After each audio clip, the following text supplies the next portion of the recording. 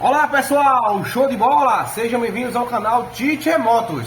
No vídeo de hoje você vai surpreender com o defeito desta motocicleta. Isso mesmo pessoal, essa motocicleta aqui, ela está com barulho no motor, né? E você vai se surpreender com esse barulho. Olá pessoal, show de bola! Mais um vídeo top aqui no Teacher Motos. Você não vai acreditar no defeito dessa moto.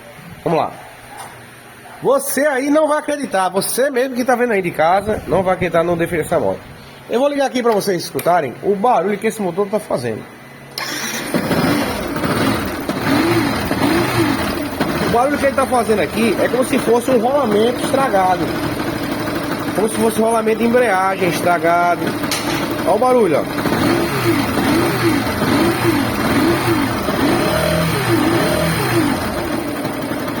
Escutarei o defeito? Pronto. Você pode não acreditar, mas olha só o que é o defeito, ó. Deixa eu acelerar aqui para o pessoal escutar. Desconecta aí o conector do estator, vai.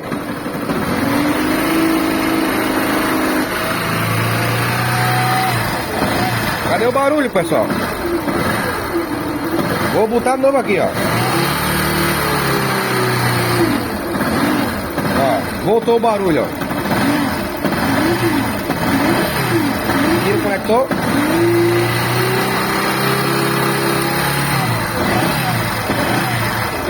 Parou o barulho. O cara pensar que era o motor dele fudido aqui, algum rolamento, algo do tipo. E a moto também está descarregando bateria, né? Detalhe importante. Essa moto aqui está com problema no estator. Vou estar fazendo aqui a substituição do estator dela, certo? Porque está apresentando esse barulho e a moto também não está descarregando, não está gerando direito. Fazer o teste agora aqui para mostrar para vocês. Aí agora vamos aqui, ó, fazer a substituição do estator completo. Estator com aqui um novo para colocar, né? Para acabar com o barulho do motor da moto. E aqui o velho, ó como é que tá, ó, queimado, tá vendo? Aí fazer aquele barulho, ó. Então aqui só vai resolver trocando a peça completa. Beleza? Chama na pressão, papai.